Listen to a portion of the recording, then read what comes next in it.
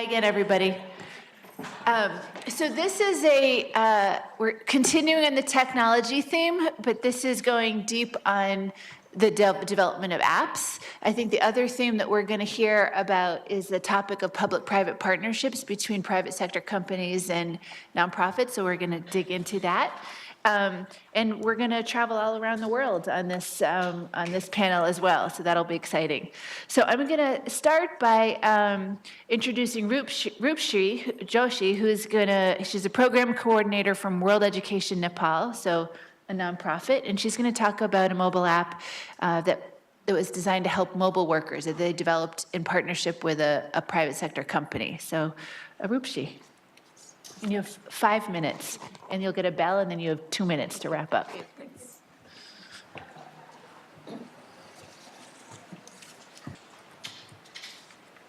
I'll be presenting the Prabasi Ko Saath mobile application. So, Prabasi in Nepali means the migrant. And we, World Education, along with our technical partner, Omnil Technologies, we designed and developed this mobile application targeting Nepalese migrant workers who are experiencing a lot of exploitation. So I would like to present this app. So before I present the app, I would like to share a story of a migrant worker. So the story is about Narayan. So Narayan wanted to support his family. He was looking for opportunities. And then when he saw a lot of his friends departing for foreign countries, he thought that he could also do the same. And then his friends also said to him, it's like a very lucrative way to be doing a nice job abroad. So he did not know how to do it. So he sought help from a landlord in his village. So with his help, Narayan was introduced to a recruitment agency in Kathmandu. So most of the recruitment agencies are in Kathmandu. And then the agents' fees were very high, but then Narayan believed that this opportunity was worth it. So he put his land in the village for mortgage, and then the rates of interest were pretty high, but then still he needed the loan because his cash he had was not enough.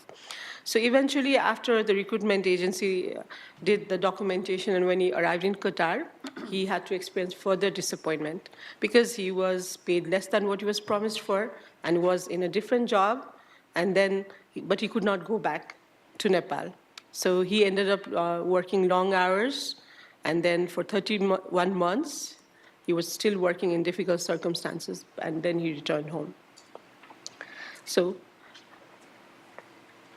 every day, like Narayan, 1,500 Nepalese workers go to foreign destinations, especially in Gulf cooperation countries in the Middle East and in Malaysia as migrant workers, and most of them are experiencing exploitative working situations and have paid high recruitment fees in Nepal. So why this is happening is because they are not aware about the migration processes that is they have to follow, and their education level and the literacy level is very low. And then since their literacy level is low, they do not know where to access the information about the migration.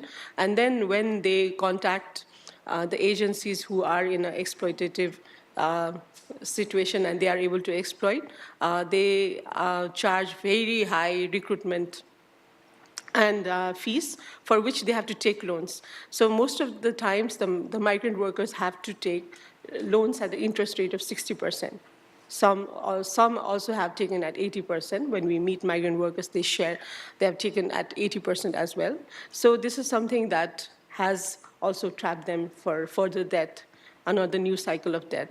And then it doesn't end there. So they again experience a lot of exploitative working condition in destination countries.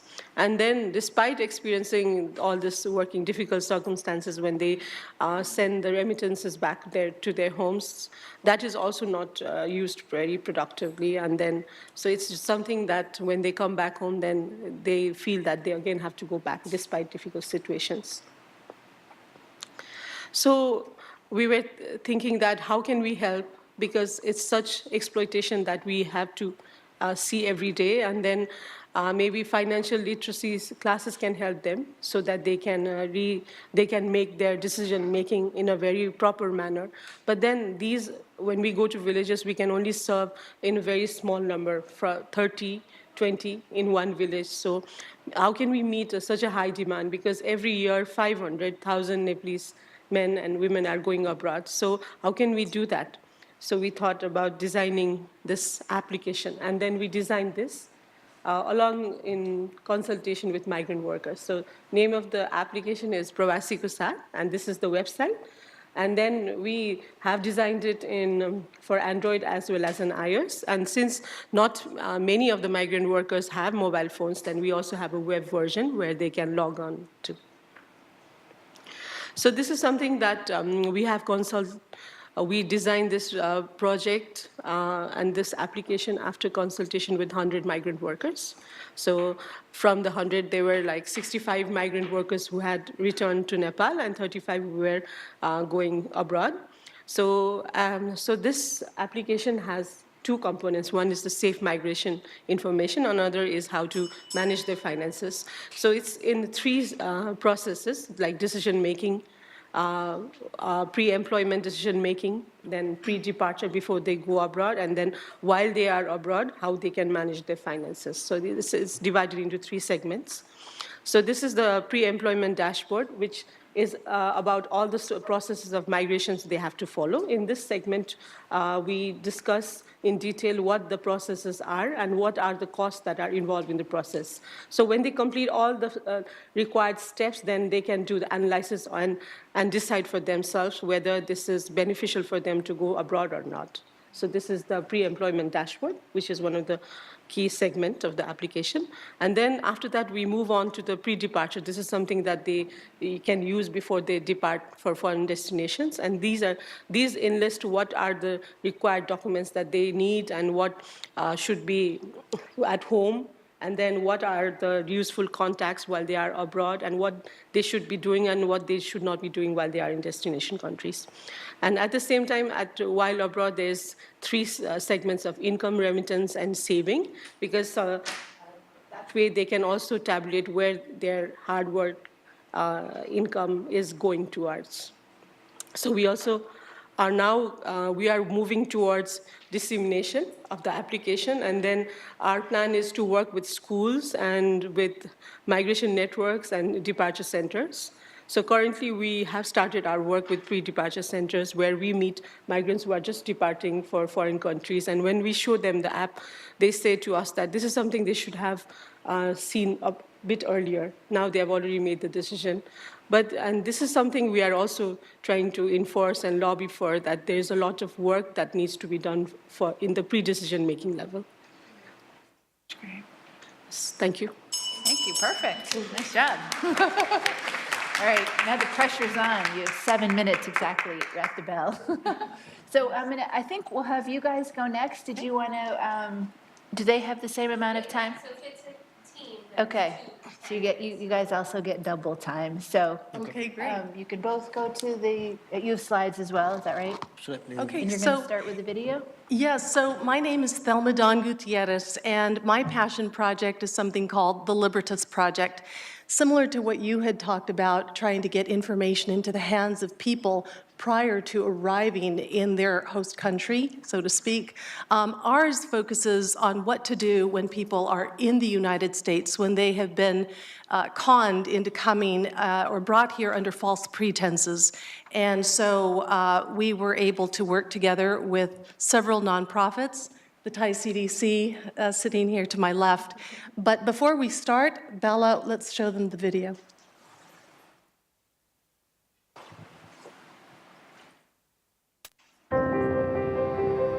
Human trafficking is a global that epidemic. robs workers of fair and wages. strips them of their dignity. So how can we, as individuals, but then as a group using cutting-edge technology, somehow fight this fight that just seems so, seems uneven?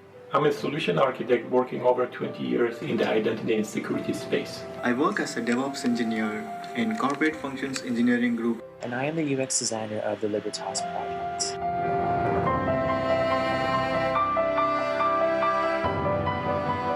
had a bold vision to bring together the best team to build the most powerful technology to help the most vulnerable people through their mobile devices. Human trafficking is not just about criminal justice. Now we have the chance to fight for our victims by getting them financial reparations, but we need more evidence to do it. The victims will use their smartphones to keep a daily work diary, and they will be able to document their living conditions. They can enter text or record a voice memo and shoot pictures and video which can be used as evidence in a court of law. To protect their identity and privacy, the registration and authentication process is orchestrated through Azure Active Directory B2C. At any time, the data can be erased from the device, but will continue to live in the cloud.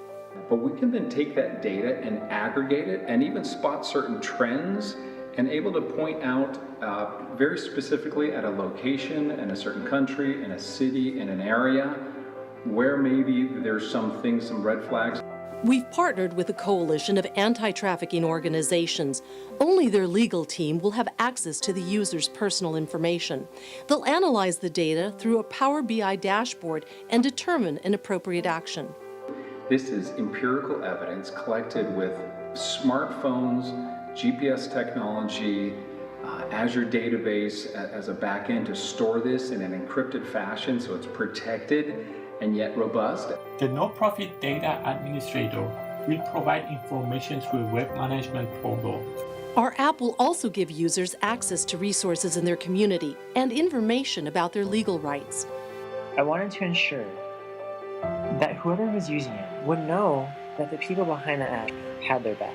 I'm very excited to be part of the Libertas project and help the victims to defend their human rights.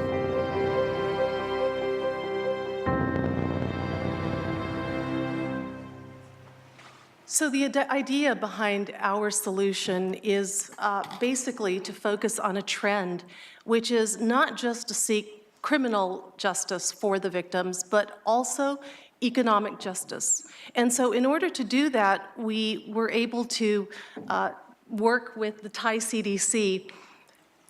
I'm going to just give you a really short background. My background is as a journalist. I worked for 25 years as a correspondent, and I covered a lot of this issue. One of the stories that I did about 10 years ago was on one of the largest labor trafficking cases in the United States, the Global Horizons case, and I interviewed Chancee Martorell, the executive director of the Thai CDC, and also Panida, who is the directing attorney.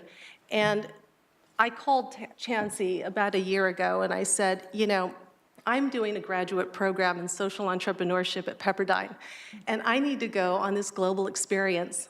And Chancee says, well, remember that story you covered about 10 years ago on these workers? Well, Panida is going to go and distribute checks to these workers in Thailand. So I went with Panida. And what was really astounding is that she was able to work with the EEOC and get some financial, to earn a financial, or work on a financial settlement, right, for these victims. And what I noticed when we were in Thailand is that there were some people who were able to get checks and some were not. And I asked Panida, I said, why the difference? And she said, well, some have evidence and some don't. So we came back, started working on this capstone project, and just a few months later ended up with a prototype, much to the credit of my colleague here, Baala. Baala, you're DevOps at Microsoft. Yeah, so I work as a software engineer in Microsoft, and this is my 8th year in association with Microsoft, 6 years as a contract employee and like 2 years as a direct employee of Microsoft. And since becoming a full-time employee of Microsoft, you know, like I get to participate in the hackathon event held by Microsoft every year.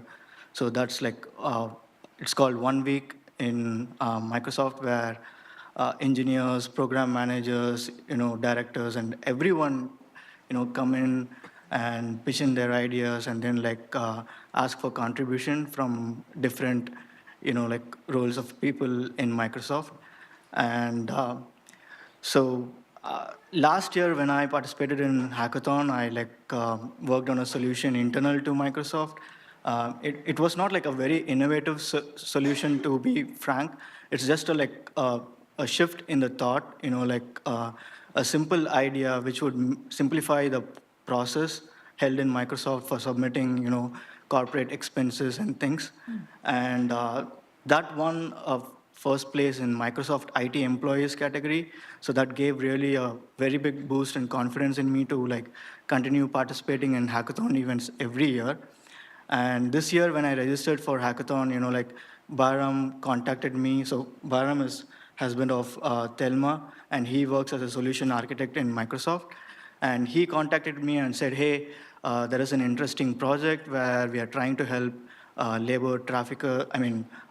victims of labor traffickers and human trafficking. Would you like to be part of it? And I took almost a week to think about it, because there was another project coming in from my own org where my manager was running it, and he was constantly behind me saying, hey, are you not going to be in the team?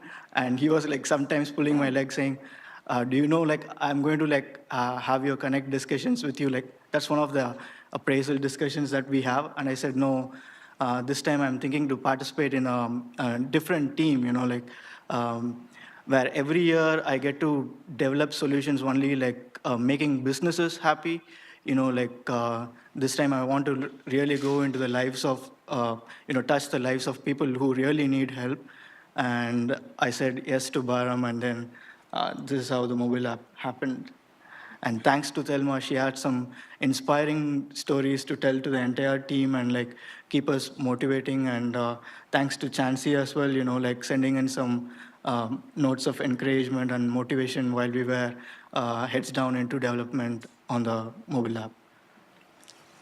So the whole idea of our app is to help Panida collect the evidence. Panida, you were saying that this is a whole new trend in how you deal with this problem. Well, hi, everybody. Very happy to be here today. My name is Panida Rzonca. And yes, so Thelma and I have known each other for quite some time, but really bonded over that trip to Thailand. And, we do have newer laws here in the United States when it does come to labor trafficking. And more companies are more aware of their supply chains because of the supply chain compliance laws. The case that was referenced, the Global Horizons labor trafficking case, the money that we were actually able to distribute overseas were settlement funds that were reached after the U.S. Equal Employment Opportunity Commission took the case almost to trial. And after, these multi-million-dollar settlements came out, and we're talking big farms. We're talking about Del Monte farms in Hawaii, some macadamia nut farms, some coffee farms. There's farms, even, apple farms in Washington State. And so we're trying to take this to the supply side where it's well, big corporation, you can't look the other way any longer. You can't profit from this slave labor, this modern day slavery. And so in order to find justice, we don't just look at the criminal side. We also look at the immigration status of the workers, the migrant workers that end up here in the United States. And, at Thai CDC, we do cover immigration, and we also look at civil means of relief. And if that's with the U.S. government, so be it. There very well may be some private civil claims, but, it's always kind of negotiating how much we can invest in this, how many pro bono attorneys we can actually get on board. But with this project, we were successful in finding justice in the form of settlement funds. One thing that was really interesting when I followed Panida to Thailand to distribute those funds, she was actually carrying this big satchel, and she didn't let this satchel out of her hand, no matter where we went. And when I asked her, I said, what do you have in there? And she said, well, I've got all these checks. It was thousands and thousands of dollars worth of checks. And that kind of sparked something in me, because I thought, here my kids cannot get off the telephone. And I asked Panida, I said, how many people actually carry these smartphones. And she says like 8 out of 10 in Thailand, staggering number. So then I'm thinking, okay, now you have this technology. My kids take pictures and then a few seconds later they vanish. So how can you take some of this technology and create a way through which workers can basically keep a work diary? Previous to that, I asked Chancee, I said, what do you use for the workers? And she says, Chancee, what did you use previously? Yes, since we've been working on human trafficking cases and modern-day slavery cases since 1995 with the El Monte Thai garment slavery case, that's one of the first cases here in the U.S. known as the first modern-day slavery case since we abolished slavery. And these were a group of garment workers, and so we realized that in the garment industry, there were egregious exploitation taking place and slavery-like practices and all these sweatshop abuses, not just in those factories where workers are being held against their will, but even just garment workers who were just going to work in the industry. And so we had developed a booklet that, this was back in 1995, mind you, so about 22 years ago. So we had developed a booklet that we had disseminated to all the workers in the Thai language, and had them collect all kinds of data about their workplace, and very detailed data too, like the hours that they worked, the days that they worked, what types of abuses they were confronted with, and collected all in this booklet, and anytime they had grievances, et cetera, so they would be able to come forward, and we would be able to really determine what those abuses were and what those grievances were, and we would have some evidence and some data that we could use to file cases against the factory owners or the manufacturers or retailers up the chain of the pyramid in the garment industry. So I shared that with her initially. Yeah, so Chancee and I talked about it, and, when I got back from Thailand, I was just thinking, currently they use the booklets, but sometimes, people are working in conditions where maybe they're not able to store them in a safe place, or maybe they're destroyed. So I called her one night and I said, Chancee, if we were able to provide an app for your clients where they can track this information, would they use it? And, I could hear Chancee in the background, and she was very excited, and I thought, now, I don't know how to make an app, but my husband had the connections, and that's how we were able to get Baala to join our team. And I have to add that when she came up with this kind of innovative technological solution or alternative, if anyone knows me, they know I am the least tech-savvy person on the planet, okay? I don't go on social media. I don't have a Facebook. I don't even know what a tweet is and the Twitter and all that. Now I think I know. But, I am the least tech-savvy person on the face of this earth. And so when she tried to describe this to me, and I was just thinking, how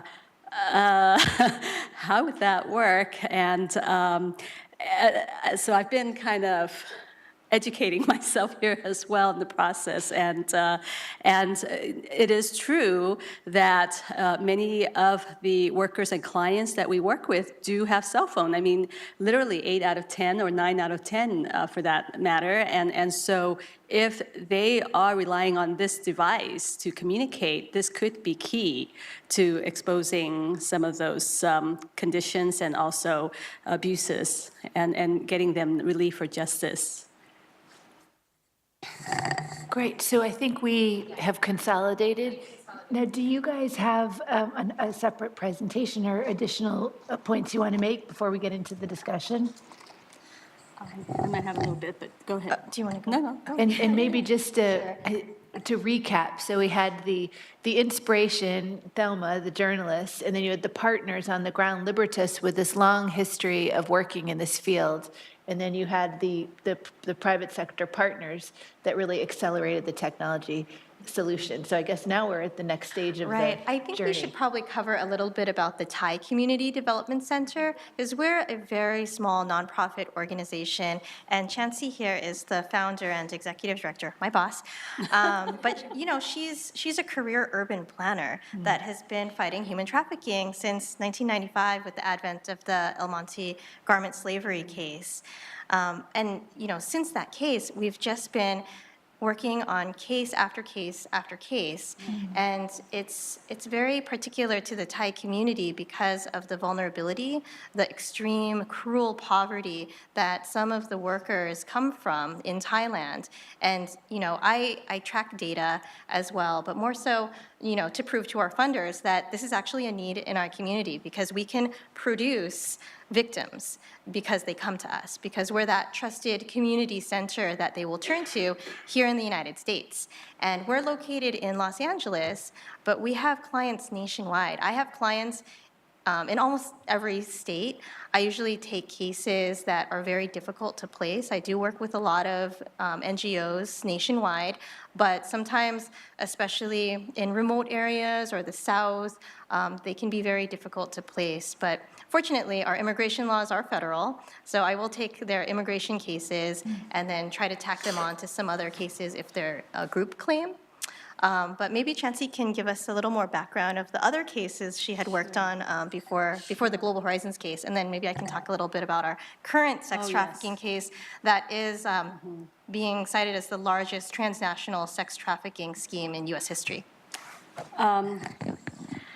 Sadly, many of our cases have set some pretty bad precedents. The El Monte case for a long time was known as the first case of modern-day slavery in the U.S. since we abolished slavery. Then we had another garment-related case. Then we had a sex trafficking case. Then we had a domestic workers case. In that case, that set actually a good precedent where we were able to use psychological coercion to prosecute the employer and the trafficker for indentured servitude, because in that case, they were not in a situation where they were held against their will, but they were psychologically coerced. And then we had a case that became the first case that was issued the first ever T visa. We had pushed and advocated for the Trafficking Victims Protection Act, which then Congress enacted into law in 2000. And one of our cases became the first recipient of that T visa. So that was a good precedent. And then following that case, we had the case of the Thai welders. That became, for a time, the first male trafficking case in which it was also a form of legalized slavery, because they were guest workers who arrived in this country by legal means through a guest workers program. And then subsequent to that, the Global Horizons case, which for a while became known as the largest human trafficking case. And then now we have this current case that Panida will talk about, which is now the largest transnational sex trafficking case involving over 1,100 Thai women. So in all of these cases, we have developed sort of the experience and the expertise in addressing, combating trafficking and slavery. We went on to not just raise awareness about this global human phenomenon known as human trafficking, but also to do a lot of education and training, especially of service providers and law enforcement. And we went on to found the Coalition to Abolish Slavery and Trafficking, and more recently, the Asian Pacific Islander Human Trafficking Task Force.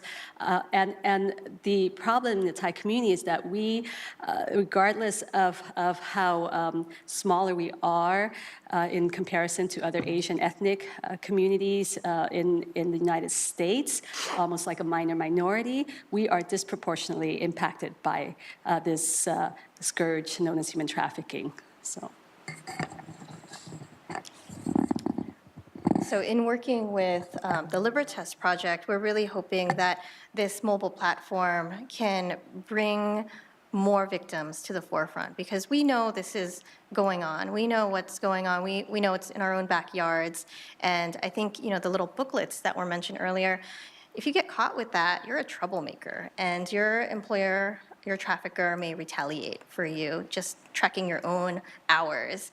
And so having the app and not being able to be seen with something like that also really helps a whole lot. And I think because we have, experience working with the victims themselves and, just being able to talk freely with someone who has a connection to Microsoft, like they took all this data that we have, that we've collected over the years about the problems that our victims face and how they overcome them and what they have, what they don't have. I mean, by working with the Thai community, I've learned all of their ins and outs, and I am Thai as well, I'm Thai American, but I never downloaded the Line app, and all my clients use Line. It's on my business card now. It's kind of like WhatsApp, but all Thai people use that. And so, we kind of come to realize that we have to find something that works for our clients, just like was mentioned on the previous panel.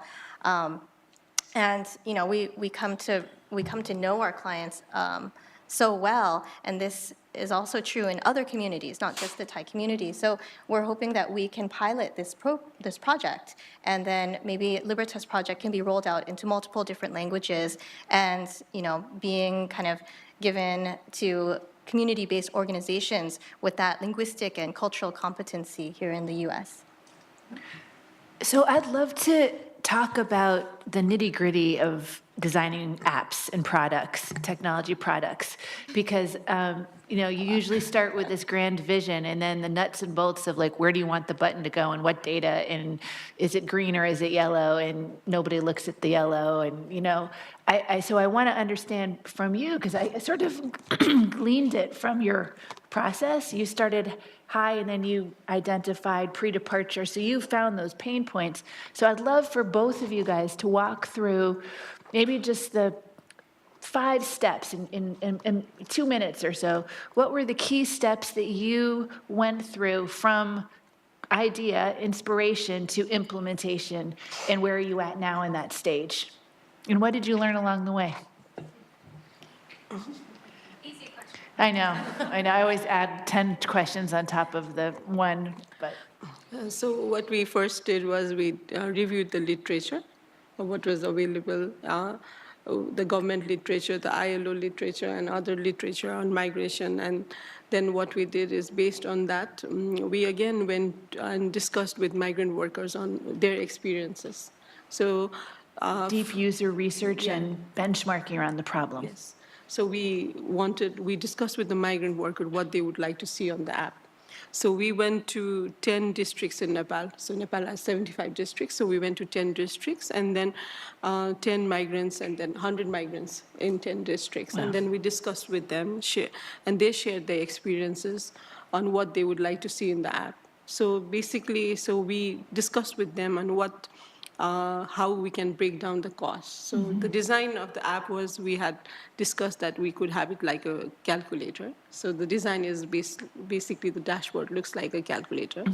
So we discussed that what they would want. So most of the migrants said that, okay, we do not know what are the costs. We think that this is a lump sum cost, but eventually there are lots of costs involved.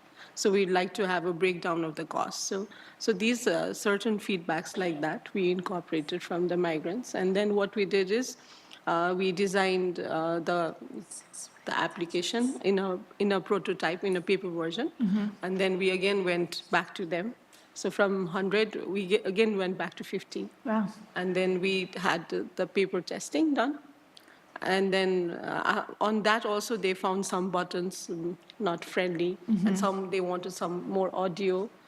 And then we again came back and then redesigned with our technical partners that maybe this is something that we should add based on the feedback we got. And then finally, then we had a prototype ready. Right. Before we go to Libertas, I have 2 more details I want to ask you about. How did you find your technical partners, and did they design the process for you, or did that come from your side? And then lastly, then there's the reality of building the app, right? And maybe you start with a list this long, but the developers only have time to do this. Can you talk about those 2 pieces? Yeah, so what we did was, like, our developers were our partners that we had worked before. So Okay. they had done diverse programming.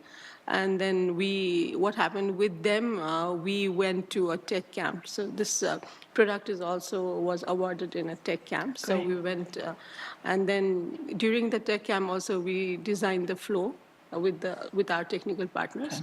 So mostly the design we have said, but then they did the implementation of the design. But what we did is we focused a lot on the research, what the migrants want, because we really wanted that centrality of the migrants, that we really wanted what would appeal to them. So we really focused 6 months on the whole research element. And then based on the feedback, while we were doing the research, our technical partners also went with us. Okay. So they were also engaged in the whole process. And then 6 months we did the research, and then 6 months we did the testing. So Okay. it was like a 1-year whole development Testing of working version. working version, Okay. prototype, and paper versions. Great. So we did it in 3 iterations. And how much did you change from the paper version, the paper prototype, to the final one? So we did some sequencing we changed, and then some more audio we added, and then and then while we were also designing what happened, like some certain government policies changed. So again, we had to update them. Okay. So this is something that we are really focusing, that it should be an updated thing for the migrants. So this is something, yeah. Oh, great. So why don't we hear from Libertas? The reason I wanted to map that out is because it's messy, and I think understanding the structure might be helpful, so. Yeah, so obviously the first step was requirements gathering, right? Like, so that is where Thelma, Chancee, and Panida, like, they brought in, like, what are the user scenarios, like, what kind of user persona we have, like, they are the different actors who would be, like, using the app. So that is when, like, we carefully brainstormed into, like, different scenarios and came up with, like, a requirement list. And then, like, we prioritized them and found out, like, okay, these are the different features that we want. And, like, to give these features, like, what would be the correct form factor that we can give to users, like whether it can be a mobile app, or can it be a website, or can it be a Power BI reporting solution that we have, like, again, we sorted different solutions for different user persona. Like, for the victims, we wanted to use mobile applications because right now everyone in this world, like, having a mobile application in their hand. And we wanted it to be a cross-platform mobile application so that we can cover all platforms that is available in the market right now. Meaning iOS and Android. Android, iOS, and for Windows, again, we have this universal Windows platform, which addresses both desktop versions as well as, like, Windows mobile phones. And so for the legal team, like, for them to feed in data, like different resources that the victims can get information from, like, for example, the nearby, legal attorney's office numbers, or, like, addresses, or, like, for that example, even a simple, like, a medical center nearby, like, all these data can be, like, fed in by the legal team, through a website. So that's, like, a easy way of, like, inputting the data and getting into the backend database that we have. And, like, for the team, like the nonprofit organizations, to get some sense out of the data that is being collected, we wanted to, like, build some customized reports out of it. So that's where we went with Power BI. So it has, like, like, different presentation capabilities, like charts and other stuff in there. So which would give a meaning to whatever data we have collected thus far. So again, going into fixing into mobile applications. So we wanted to have like, write minimal code and then make it available on all the platforms, like I said. So that's where we chose Xamarin Forms. So Xamarin is one of, like, a third-party solution, and Microsoft acquired it in 2016, Feb or March, around that time of the year. And so getting any help was, like, easy for us because it's one of the internal teams to Microsoft, and we could always reach out to them. And so the victims, they don't need to, like, create a separate ID to log into the app. They can use any of their email provider applications that they have, Gmail, Hotmail, Yahoo, Microsoft account, whatever it is. So we wanted to have one means of authentication using Azure B2C platform.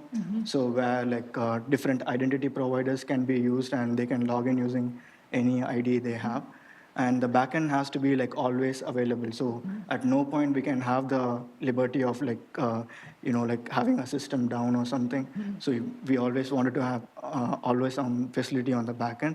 And the cloud was really important because you wanted it to have. So we put that on Azure SQL so that it's always available. Let me ask you one question around, did you guys do a prototype phase as well? Did you do an early test, or did you just try to get something out as quickly as possible and then have that be Yeah, the so test?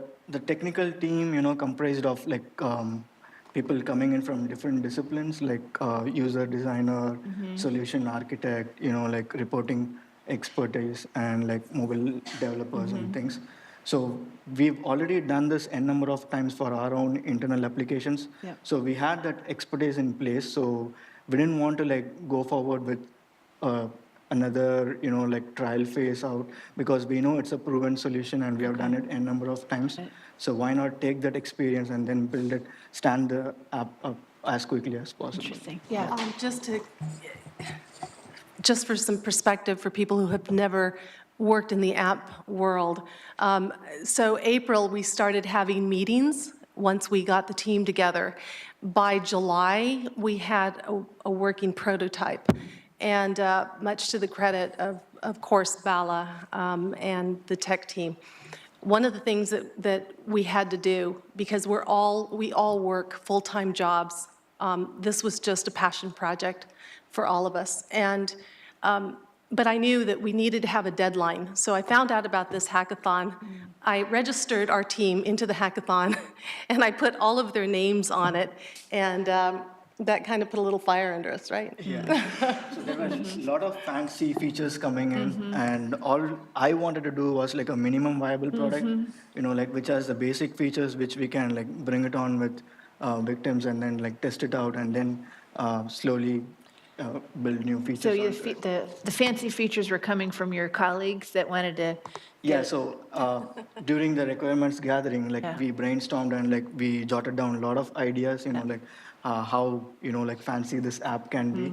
But we don't want to like work on everything, each and everything, and put it into so that like we make it complex for the victims who are like not very tech savvy people. Yeah. So that was this past summer, is that right? Yeah.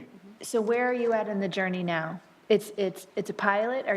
Is it engaging your users now? Yeah, now that's what we have to start. We have to start identifying, well, first of all, we have to translate it, because this app, all the work is in English. And so the next step is to take it to the Thai language. And then once it's there, then we're going to, identify the different people who might be able to, who we could test it on. Right. So in working with Thai CDC, we have this network of clients and past clients, victims, survivors. I actually have a group of exploited workers in mind to pilot the project that I already know that they're working under these conditions, and we're probably going to come forward with more so of a wage and hour claims. And everything's already in place, and I hear about all the illegal things happening in the workplace. But how do I get my hands on that in real time without them getting in trouble? So right now, the employers don't even know that they're talking with attorneys. We have to do everything in secret, not to compromise them or put them in danger. So, security is very important. And I really appreciated working with Thelma and the Libertas project, because in the beginning, Thelma came to us and basically said, give me your wish list. And I could say, okay, sure, if I could have anything, this is what I want, this magic cloud database, right? That who knows where this data is going, but it's secure. And that was a really big thing for us, the fact that no one could access the data, because we also have to work very closely with law enforcement, and we don't necessarily want law enforcement to be involved at certain times in the case, and sometimes we do. So it kind of works both ways. So we want to have control over the information, and the important thing to note was the attorneys have access because we have rules of confidentiality and ethics, and it's very tight in terms of how information gets in and out. And I think that's also something that's very important to consider. That was the most challenging thing about trying to pursue this type of solution, because we needed to make sure that any of the information on the victims is not accessible to even us. So we won't have access to their identities. All of that was ensured, in the architecture of this app. Baala, you could speak more to it, the authentication. So it'll only be Panida at this point, at this juncture, with Thai CDC, because she's the attorney. She knows what is allowable. She will be the one who will know the identities of the users. Yeah, so that's one of the reasons where we splitted out our approach from mobile app, what features we want to have on the mobile app and what features we wanted to have on the website, so that, as I told, we have different user persona, working on them, and we want to clearly segregate what they can access. And even for the victims, if they want to send out an SOS, they can send it using one button click, and they don't have to hop into multiple button clicks and then eventually go. By the time their abuser might have done anything to them, They can also erase the data. yeah, they can very well erase the data in one single button click. Yeah. So I think, what is our time? Just. Okay, so why don't we open it up to the audience? And why don't we take a few questions at once? If you can raise your hand high if you have a question. So maybe we have Nora, and in the back in red, and in the back in gray and blue. Keep your hands up so that the mic is. Yeah.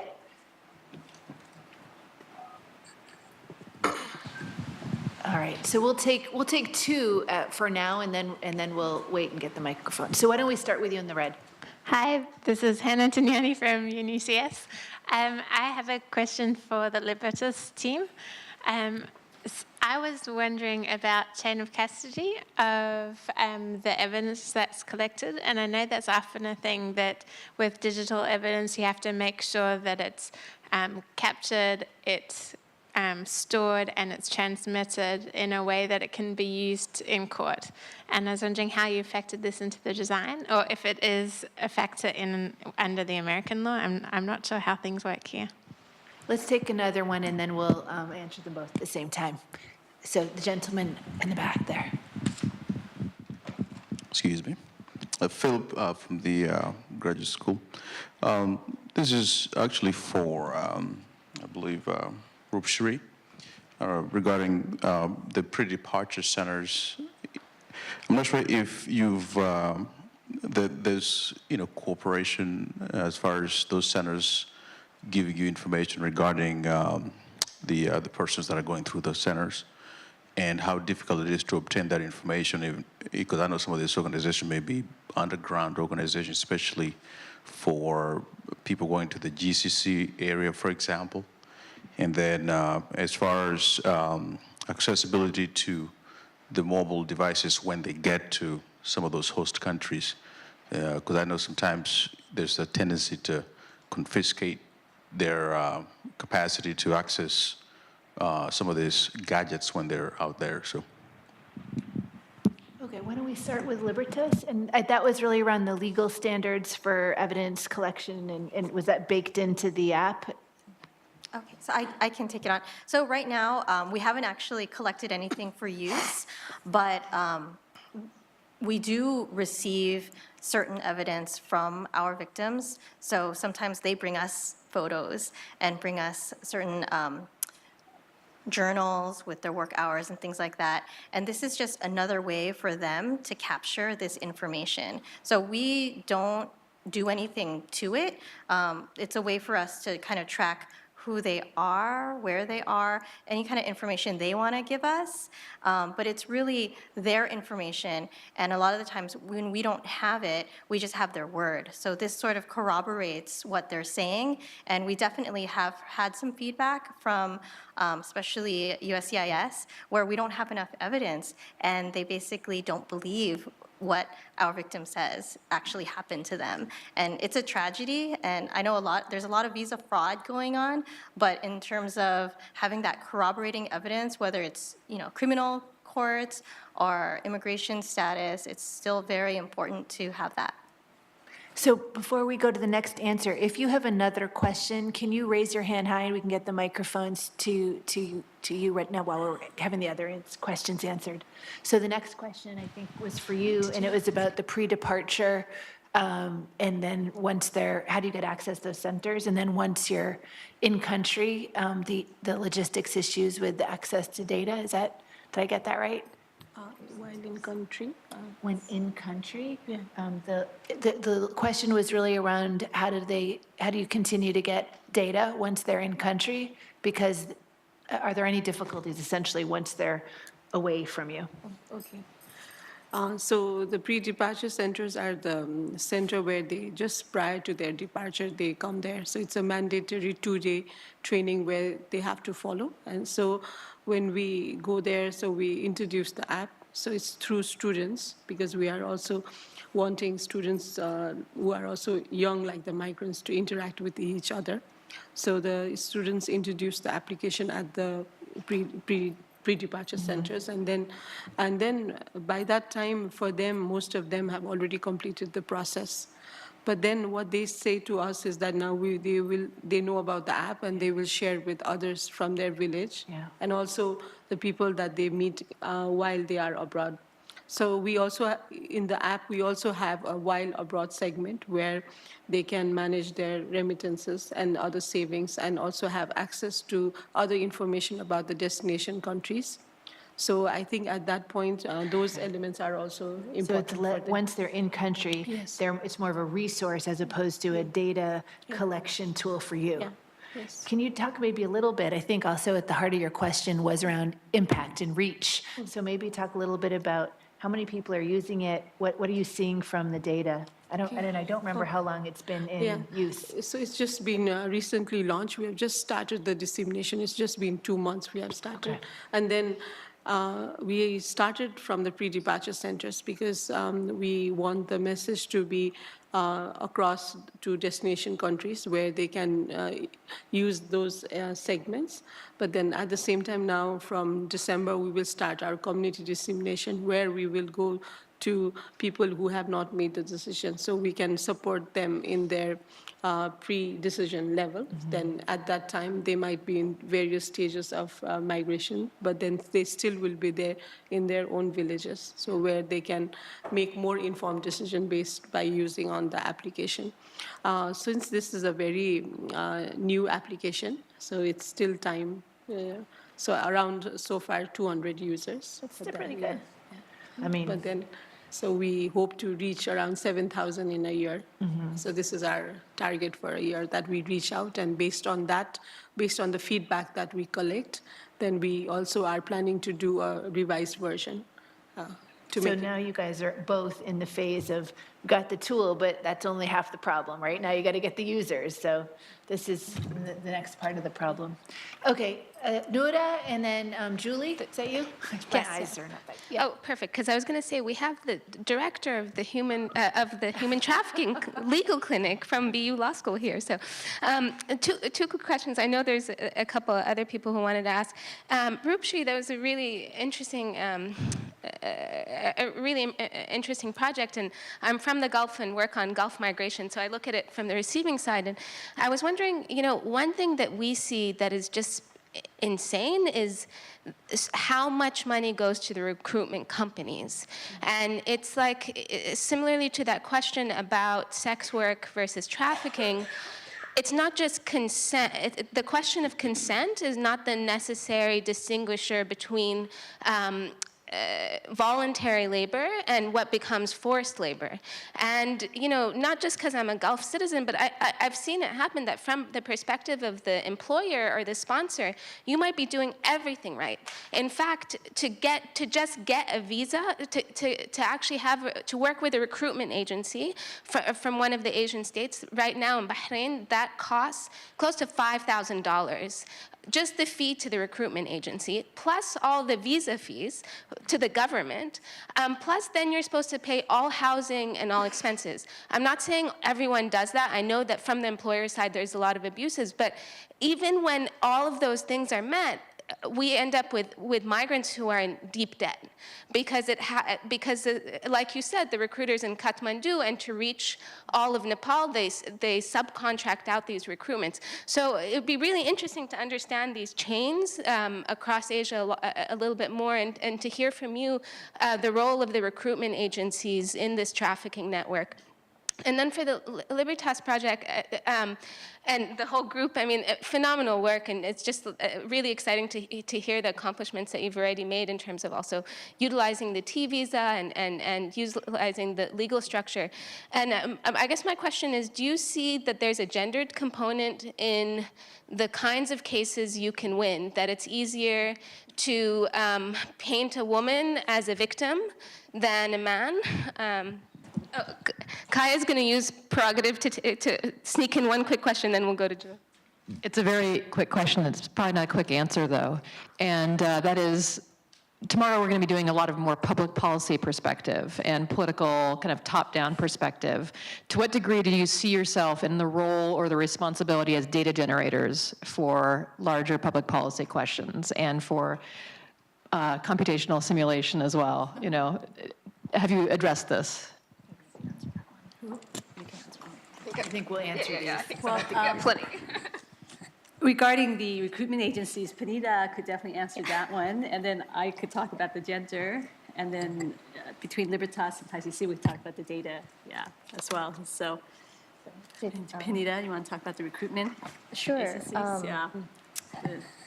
That's it. So in the Global Horizons trafficking scheme, there was a labor contracting firm in Thailand that Global Horizons partnered with, and they would have their agents go out to various rural villages where they would locate men of working age who were tied by land and by family. So they had wives and children and farmland. And these are subsistence farmers we're talking about. So they have ancestral farmlands where they grew rice for generations. And when the recruiter came to their villages, there was this hefty recruitment fee, and they would have to basically mortgage their farm and their home in order to pay that, in hopes of getting this job in the United States and coming here to work and pay down the debt real quick, come back and, you know, help their family, you know, just kind of be more economically mobile. But in reality, what happened was they came to the United States and there weren't enough jobs. So they were sitting around waiting for jobs when back home, these debts were growing and growing because of the massive interest rates that were, you know, there were loan sharks sometimes, you know, it was a referral from the recruiter where they had to get this loan to get a mortgage, you know, all this stuff back home. And so people started, you know, getting really stressed out, and it was not just the physical aspect where they were under guard in some places, but also, you know, their passports were taken away, and they're under a debt bondage situation where they have to pay down this debt in Thailand. And some of the workers did lose their ancestral farmlands, and it's very sad. Some paid it off because they escaped and got other jobs, but you know, this recruitment scheme, it holds them. It's a huge form of psychological coercion, and you know, I mean, I want to speak a little bit to the gender aspect, because these were men, these were working men, and you'd think, you know, they can just leave whenever, and there is a justice issue here. But in Thailand, this was not recognized as a form of human trafficking as it was recognized in the United States, where we did find them T visas and they were recognized as victims. And you know, the financial side came later, but it's definitely not stemmed in Thailand, even though it's known. Some of the same recruitment agencies still operate under different names in the same villages. And I know that because I had to work with the Thai government when I went to that side to help the workers get their settlements. And, you know, they'd point out, oh, yeah, that's a recruitment firm. And, you know, I asked to go visit, and we went in and kind of saw the operation. But it still exists. And for some time, the guest worker visa from Thailand was stopped, but it's back into play. So they can still continue this kind of recruitment and exploitation. Thelma? I just wanted to say one thing about how profitable this is. On this very case that Panita's talking about, the recruiter actually had an office on Rodeo Drive in Beverly Hills across from Chanel. I went, I shot this place. He walked, he did confess to bringing these people over, but it was not ultimately prosecuted. What was interesting to me is that though he was not prosecuted, though he was able to have this incredible office on Rodeo Drive, the only form of justice for the workers that she's talking about that lost their ancestral lands was to be able to get economic justice against the companies where I had gone and I had purchased wares. I had purchased Kauai coffee and macadamia nuts and all these things. And so I was just so in awe of Panida and Chancee and their dedication to making sure that that justice was brought to the farmers. Well, our philosophy at TICC that I essentially harp on staff is we exhaust all means of justice, whether through criminal means of justice or civil means of justice or private civil suits. And we've done that in multiple cases, and we've won settlements as a result, either from private lawsuits or civil means of justice, besides the criminal prosecution, which would be ideal to put perpetrators behind bars as well, at least for workers who feel then satisfied that justice has been achieved. But I wanted to get back to the gender question. When we landed the first male labor trafficking case, these were a group of 49 Thai male welders who had been trafficked through legal means, through the guest workers program. They came through the H-2B visas. And then, of course, had been deceived and misled and then coerced into working and forced against their will, and passports confiscated, et cetera. The discovery of these workers was as a result of workers escaping, coming to TICC and what have you. And so by that point in time, because we've been dealing with trafficking since 1995, and this was 2001, we've already set up a whole kind, just a structure of protocols and policies and procedures and how to screen and identify intake and what have you. And then also, once we do that and get all their declarations and what have you, we also then make contact with the proper authorities. And we have always had a very strong relationship with the U.S. Department of Justice and the U.S. Attorney's Office. And so, of course, my relationship was a very close one. And so I'm like, hey, guys, we got this new case and love for you to take a look at it. Send your investigators out to do some surveillance because not all workers have escaped yet. And so they did. They initially got the FBI and the special agent from immigration to go out and do surveillance, collect the data, et cetera. Came back, and they came back and told the assistant U.S. attorney, this is a bona fide trafficking case. So then I hear back from the U.S. attorney, the assistant U.S. attorney, and he's like, well, Chancee, these are all male victims. And I said, so? They're victims. What about that? It's like, well, they're not going to be sympathetic in a juror's eyes. So it's not a slam dunk enough case, so we're not going to prosecute. So I was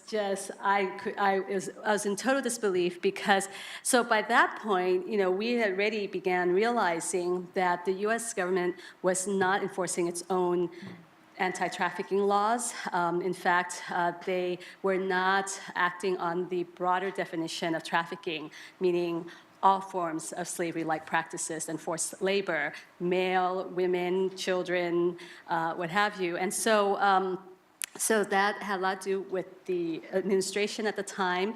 They were really keen on looking for women and girls in sex trafficking cases. So when a male trafficking case landed on their laps, they're like, especially when it's a labor trafficking case as well. And so of course, we then took a different route in terms of trying to get obtain justice for these workers. And we went through the U.S. Equal Employment Opportunity Commission. That was their first case of trafficking that they handled, and it was successful, and we got some settlements for that case as well. So. Okay. We still need to answer the question that I can't remember. The data, that's right. About data for policy, and maybe we'll do that really quickly. Okay. And then you had I see. Okay, that's fine, because the time's fine. Yeah, and we'll get, does Julie, do you have a microphone? I do. Okay, let's answer this before we forget it, and then we'll move on. So in Nepal, recruitment agencies are mostly based in Kathmandu. So they are called manpower agencies, and then they are recognized by the Ministry of Employment and Foreign Labor. So but then they also have agencies that are in the village. They are agents in the villages. So what happens that most of the laborers, they prefer the agents from their village. Though the cost of the manpower would be lower in Kathmandu, they would not like to go to Kathmandu. They would rely on someone from their village. They would trust the person more. As a result, now they are paying more fees. And then what happens, then the demand comes. When the local agent says, I have a demand of this many person, then they go and deposit their passports. And till they get the visa, then the passport is held by the agent. And then when finally what they get their contract is when they go to Kathmandu at the pre-departure centers, before they just leave. And they only get their contracts just before they leave the country. So they are not prepared for what they are going to be getting in the destination countries. So they get it when they're in the 2 days before? Yeah, 2 days before. So they read their contract 2 days and they're already en route? Yes. Okay. And then if it's different when they arrive, Yeah. Right. Yeah. Okay, Julie. Oh, my time has come. So my name is Julie Dahlstrom. I direct the Immigrants' Rights and Human Trafficking Program at BU Law, and we also represent survivors in a wide variety of contexts. So I'm very excited to hear about this app. Congratulations, it's really exciting. So my first question had been about, how to protect the information, and you've already covered that because of this attorney-client privilege. The negative of having it covered by the attorney-client privilege is it means that you have to have engaged as a lawyer with these clients, which kind of limits the pool of potential survivors. So I was curious about two things. One was, could this app be a mechanism for a larger population and connecting them to legal aid and then protecting the information? And then what were your thoughts in terms of expanding it beyond that and some of the challenges that would come from that if it weren't protected? So there's the two steps of pre-lawyer and Sorry, after lawyer. this is too complicated. And then the last piece, no, I mean, you may have understood it. Okay, great. Okay, I'll take it one at a time, but in terms of the first piece where we engage the clients, now every client makes their own decisions, right? So it's really up to them what they want to do with the information, whether they want to report to law enforcement.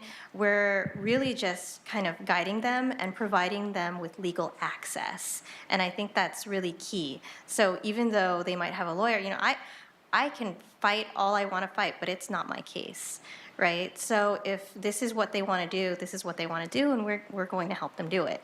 So it's not, we kind of shift the power over so that they have the means to stand up for their own rights. I'm sorry, what was the second part of the question? Was about, I assume that the information is protected because you've met with them and there is an attorney-client relationship. So I assume that, but if this app were available to a larger audience of potential survivors who hadn't met with a lawyer again before, are there challenges in doing that? Right. We still have kinks because we want this app to get into more hands than fewer hands. So we basically have to just disclose upfront what this is and that there is this kind of confidentiality. But going from that, I think they have to make their own decisions about what they want to do, and we can just give them what their rights are, what their options are, and at that point, do we move forward? But before that, we're not going to take this data and do anything with it because it's not ours, and we respect their rights to make their own decisions. One of the things that Panida will be able to see when she goes to the Power BI dashboard is she will be able to pull out information about how much people are being paid, what their work hours are, what their working conditions are. So she can be able to spot the red flags, right? The people who are potentially in jeopardy. But you'll be able to connect with them, but it will ultimately be up to them as to Right. whether or not they want you to take it a step further. Right, in the app, they can't communicate with each other. They can only communicate with me. And we did that on purpose because we didn't want to endanger them by having them communicate with anybody else about sensitive information that they might be transmitting or making that connection to us. We also wanted to market it as a general immigration resource so that it got into more hands, not just people who might self-identify as a victim, because people don't self-identify as victims. But yeah, I think that's how we envision it.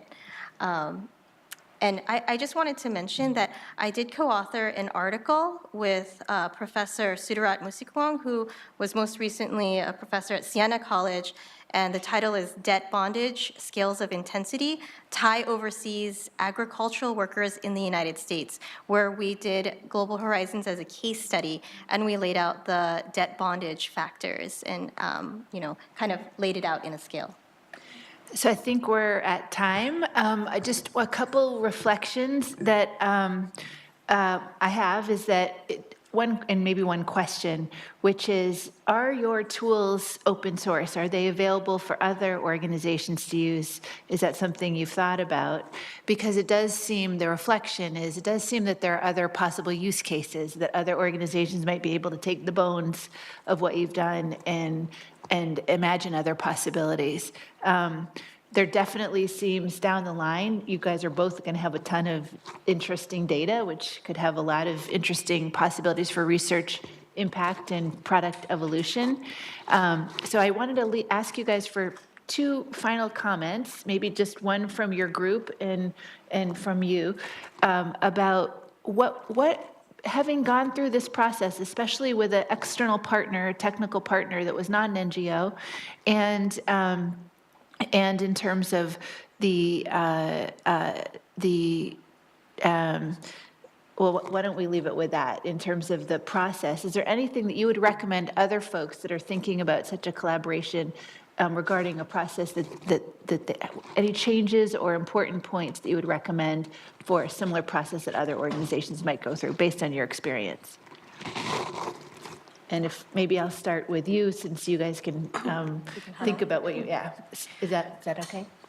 Yeah, I think that we needed our technical partner to design the technical modalities. So I think the whole process was very fruitful to have technical experts also who are external to us. But then we really focused a lot on the migrants. And then for our technical partners also, it was a very learning process to be engaging with migrants. So this was their first time engaging in a migration program, though they had designed other similar programs. So I think it became like a synergy working with many different actors. And then we are also trying to engage with a lot of youth because many migrant workers are youth, so other youths who are not engaged in the migration, so they are also coming together to support the migrant workers. Okay, great, thank you. You guys? I think for us, it's taking existing technology and putting it out there for others to use, and it's all about collaboration. We've learned so much through this process. We couldn't do it in a silo, right? All of us acting independently would only work if we were together. I think there was a concern because in terms of open source, right? So we went directly to Microsoft, and if Microsoft produces it, Microsoft owns it, but we have their permission to use it for these reasons. And so we want to hook up the other community-based organizations as well so that we can continue to roll out this technology in other communities. Sure. And in terms of the data, I would say that in terms of data collection, I would want to make the aggregate data public so that the rest of society knows the scope of the problems that's going on. But personally identifiable information and things of that nature, of course, are confidential. So to touch upon the collaboration part, like Microsoft has this culture of, we don't want to reinvent the wheel every single time, like we also like interacted with urban refugee team. So James from urban refugee team, we had a call and like we discussed over like, okay, what are the features that he has already implemented in urban refugee team, and like what's the bare minimum that we could take from there and use it as a template to quickly stand up this app, like Widow. So there is a huge collaboration happening inside Microsoft. So that's always there, given that Microsoft is a very big organization. So it seems we've seen Microsoft a couple times today, so this competency is building, and this community is building. Julie, maybe you can reach out to them as well. So thank you all so much. I'm going to take this exhaust all means of justice with me. That was a really inspiring statement, and I'm going to take the depth of the user research you did. I make my students do 5 interviews. That is a far cry from 50 and 100. So thank you all for your work and for your sharing today. Appreciate it. Thanks.